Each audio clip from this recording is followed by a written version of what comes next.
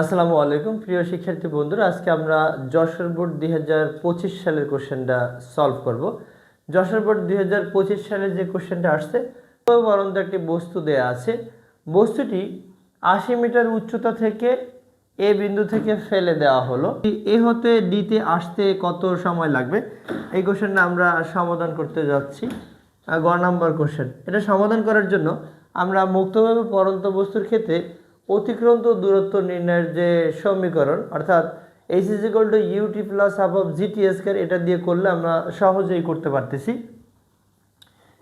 h = ut plus half of gt square.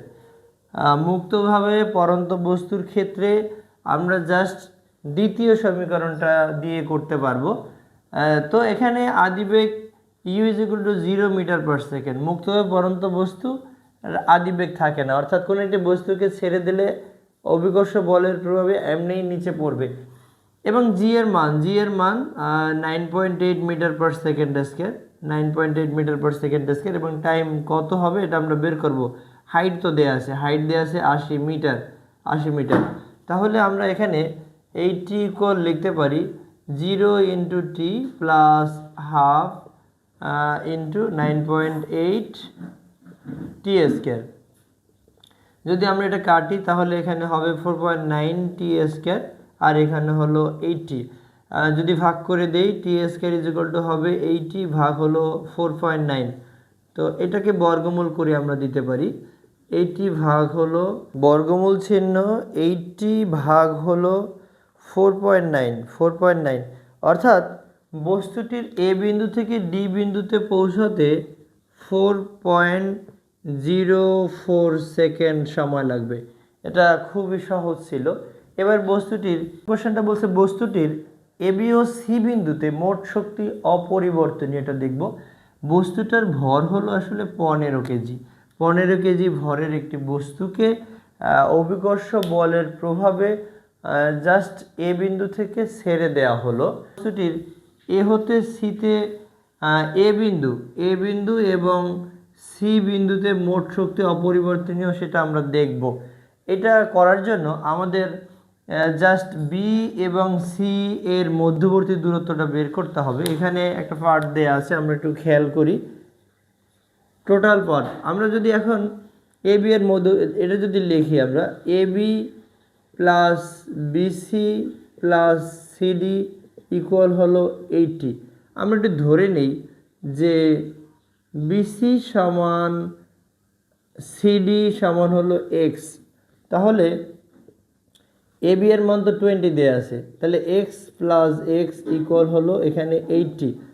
তো আমরা এখানে 20 প্লাস 2x ইকুয়াল হলো 80। এখান থেকে আমরা এক্স এর মানটা বের করব। 80 মাইনাস 20 তাহলে কত আসছে? 60 আসছে। তাহলে 2x ইকুয়াল হলো 60, তাহলে x ইকুয়াল হবে 60 বাই হলো 2, তার মানে এটা হলো 30। তো আমরা এখান থেকে এ বি এর মান পেয়ে গেলাম 30 মিটার। এ বি এর মান 30 হলে সিডি এর মানও 30 মিটার একই হবে, সমান। ইকে প্লাস হলো ইপি। ইকে ইকুয়াল টু হলো হাফ এম ভি স্কয়ার, আর ইপি হলো এম জি এইচ। টোটাল উচ্চতাটাকে আমরা এইচ ধরে নিতে পারি। টোটাল উচ্চতাটা হলো এইচ ধরে নিলাম। এইচ মানেই হলো 80।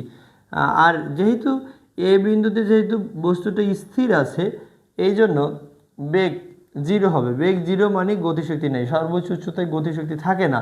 এম এর মান হলো 15, জি এর মান 9.8 এবং এইচ এর মান হলো 80। তাহলে এখান থেকে আমরা বস্তুটির মোট শক্তির পরিমাণ পেয়ে যাব। তাহলে 15 ইন্টু 9.8 ইন্টু হলো 80, তাহলে 11,760 জুল আসে। এবারে আমরা দেখি সি বিন্দুতে মোট শক্তি। সি বিন্দুটা কিন্তু ভূপৃষ্ঠেও নেই এবং সর্বোচ্চ উচ্চতাও নেই। যেহেতু ভূপৃষ্ঠে এবং সর্বোচ্চ উচ্চতা কোনো জায়গায় থাকে না, এই জন্য মাঝখানে থাকার কারণে ই বিন্দুতে দুই ধরনের শক্তিই থাকবে, গতীয় শক্তিও থাকবে, বিভব শক্তিও থাকবে। গতিশক্তির সূত্র আমরা জানি equal half m v square. বিভব শক্তির ক্ষেত্রে আমরা জানি বিভব শক্তি হলো mgh। এখন সি বিন্দুটা নিচে থেকে কত উপরে আছে, সিডি উচ্চতায় আছে, তাহলে সিডি ইজ ইকুয়াল টু হবে সিডি ইজ ইকুয়াল টু মানে এখানে উচ্চতা হিসেবে আমরা সিডি ধরে নিলাম সিডি। এখন এই হাফ এম ভি স্কয়ার সূত্র হলো you square plus 2gh। H কত, এখন সি বিন্দুটা উপর থেকে কত নিচে আছে, এসি দূরত্বে আছে, এসি দূরত্বে আছে, আর এখানে হলো এম জি ইন্টু হলো এটা সিডি। মুক্তভাবে পরন্ত বস্তুর আদিবেগ থাকবে না, তার মানে এটা 0 হবে, এখানে হবে 2g ইন্টু হলো এসি, আর এখানে হলো এম জি ইন্টু হলো এটা সিডি।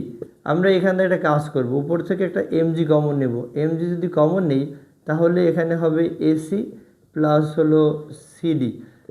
এখানে আমরা লিখতে পারি যে AB equal AC plus CD.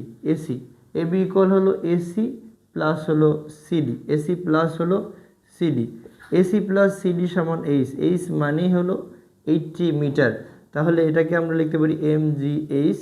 MGH যদি বলি, আগেও এই এমজিএইচ ছিল, তার মানে এটা 15 ইন্টু হলো 9.8 ইন্টু হলো এইচের মান হলো 80, তাহলে 11,760 জুল হবে। অর্থাৎ বস্তুটির এ ও সি বিন্দুতে মোট শক্তি অপরিবর্তনীয়। মুক্তভাবে পরন্ত বস্তুর ক্ষেত্রে যে কোনো বিন্দুতেই শক্তির সংরক্ষণশীলতার নীতি মেনে চলে।